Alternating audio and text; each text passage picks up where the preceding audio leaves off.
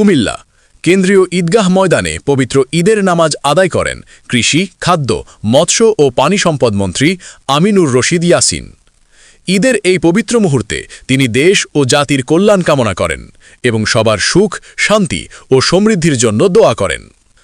আশিকুর রহমানের পাঠানো তথ্যচিত্রে desk report. শনিবার সকাল 8:30টায় ঈদুল ফিতরের জামাত অনুষ্ঠিত হয়।